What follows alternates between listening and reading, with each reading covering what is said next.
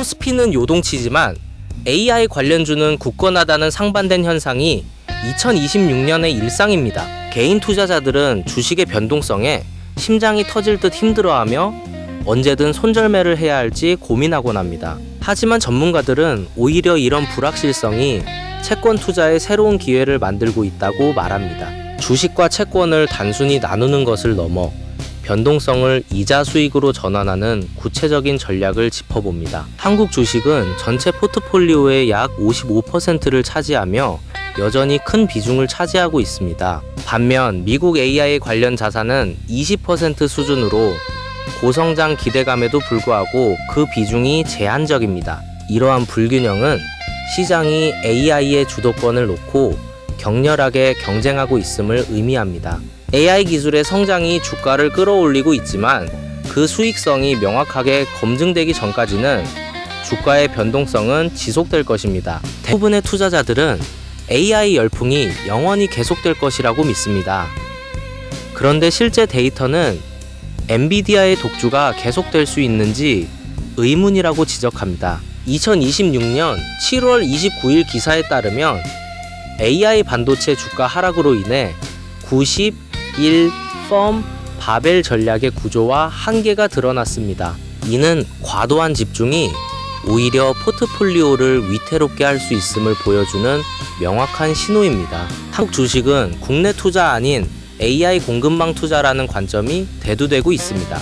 한경 매거진앤북이 출간한 책 투자 대가 구인의 포스트워 투자 전략은 전쟁 이후 재편되는 세계 경제와 자본시장을 진단했습니다. 빅테크 중심으로 질주해온 미국 증시의 고평가 논란, 달러 체제의 균열 조짐, 예측하기 어려운 금리 흐름까지 고려해야 합니다. 주식, 유혹 채권 내시대는 끝났습니다. 이제는 532 전략이 필요합니다. 2026년 4월 7일 발표된 이 전략은 상승장을 못한 미래에셋 순용 TDF가 중장기 수익률 부진이라는 교훈을 바탕으로 합니다. 단순한 배분 변경이 아닌 시장 환경의 근본적 변화를 반영한 재편입니다. 이는 과거의 관례를 깨고 새로운 균형을 찾는 과정입니다. 과거의 6대 4배분이 더 이상 안전하지 않습니다. 2026년 4월 16일 우리금융포럼에서 코스피 9000선이 충분하다는 AI 및 반도체 불마켓론이 나왔습니다. 이는 상승장이 끝나거나 정체기에 접어들었음을 시사합니다.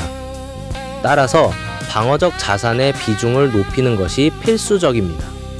미래에셋 순용도 방어적 포트폴리오 구축이 필수라고 강조했습니다. 오늘 퇴근 후 네이버 금융앱의 국내 증시 ETF 탭을 열어보세요. 그리고 단기 채권 ETF의 연이 자율을 확인합니다. 만약 3% 이상이라면 이는 주식 변동성 해지로 충분한 수익을 보장합니다.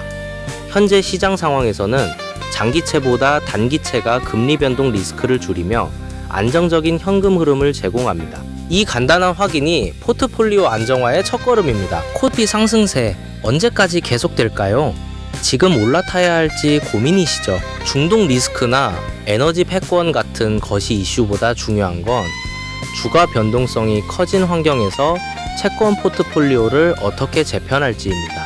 변동성이 큰 주식시장과 달리 채권은 안정적인 수익원으로 포트폴리오의 방파제 역할을 합니다. 특히 미국 나스닥 채권과 주식의 혼합형 상품을 활용하면 주가 하락 시 채권 수익으로 손실을 해지할 수 있어 리스크 관리에 효과적입니다. 복잡한 시장에서도 흔들리지 않는 전략. 지금 바로 점검해 보세요. 잠깐, 영상이 도움이 됐다면 구독과 좋아요 한 번씩 부탁드립니다. 영상 제작에 큰 힘이 됩니다. 물가가 돌아오면 증시는 선별합니다. K차형 자산시장의 서막이 열렸습니다. 2025년 12월 17일 분석에 따르면 기술주에 취해 은퇴자산을 방치하면 안 된다고 월가가 권고했습니다. 2026년 대비 포트폴리오 대수술이 필요한 시점입니다. 이는 단순한 경고가 아니라 실제 자산 손실을 방지하기 위한 긴급 조치입니다. 한국 주식 55%, 미국 AI 20%, 금, 농산물 단기채로 방어합니다. 이 전략은 포스트워 투자 전략의 핵심입니다. 금과 농산물은 인플레이션 해지 역할을 하며 단기채는 유동성을 보장합니다. 이러한 다각화된 방어 전략은 단일 자산에 의존할 때 발생하는 리스크를 분산시킵니다. 특히 단기채는 변동성이 큰 주식시장에서 안식처 역할을 합니다. 변동성 장세면 무조건 현금이 최고라 생각하시죠? 하지만 데이터는 다릅니다. 미국 나스닥 채권 혼영 액티브 펀드가 연초부터 29% 수익률을 기록했어요. 이는 채권도 성장 가능성이 있음을 의미합니다. 단순 보유가 아닌 전략적 선택이 수익을 결정합니다. 특히 액티브 매니저의 능력이 중요한 시점이니 지수 추종보다 전문가의 능동적 운용이 더 큰 시너지를 낼 수 있습니다. 무조건 매수보다 어떤 채권에 집중할지 선별하는 것이 핵심입니다. 상반기엔 하이닉스로 통했다면 하반기는 이것입니다. ETF, 창과 방패 이렇게 짜라. 2026년 7월 4일 제안은 상승장과 방어장을 모두 잡는 방법입니다. 창은 AI 관련주로 공격하고 방패는 채권과 금으로 방어합니다. 이러한 조합은 시장이 요동칠 때에도 일정한 수익을 유지하게 합니다. 이는 단순한 투자가 아닌 설계된 전략입니다. 지금 우리가 할 수 있는 건 무엇일까요?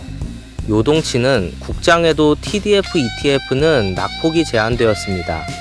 2026년 3월 10일 자료에 따르면 분산 투자 방어력이 확인되었습니다. 이는 자동 재배분이 시장 변동성을 흡수한다는 의미입니다. 하지만 TDF만으로는 부족합니다. 개별 자산의 비중을 점검하고 채권 비중을 조정하는 수동적 개입이 필요합니다. 시간의 힘을 믿고 자산 배분으로 승부해야 합니다. 2026년 4월 8일 조언은 장기적 관점의 중요성을 강조합니다. 단기 변동성에 휘둘리지 않고 채권 포트폴리오를 재편하여 장기 수익률을 높일 수 있습니다. 이는 인내심을 요구하지만 그 대가로 더 안정적인 자산 증식이 가능합니다. 변동성은 기회이며 채권은 그 기회를 잡는 도구입니다. 내일 아침 포트폴리오 리밸런싱을 진행하세요. 주식 비중을 50%로 낮추고 채권 비중을 40%로 높입니다.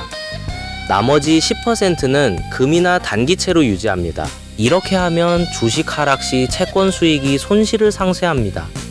기대 효과는 포트폴리오 전체의 변동성 감소와 안정적인 현금 흐름 유지입니다. 이는 당장 실행 가능한 가장 강력한 방어 전략입니다. 변동성 장세는 무서운 것이 아니라 채권 투자의 기회입니다. 532 전략과 단기채 비중 확대는 당신의 자산을 보호합니다. 오늘 바로 포트폴리오를 점검하고 채권 비중을 조정하세요. 당신의 자산이 더 안정적으로 성장할 것입니다. 다음 영상에서 더 유용한 투자 정보를 만나 뵙겠습니다.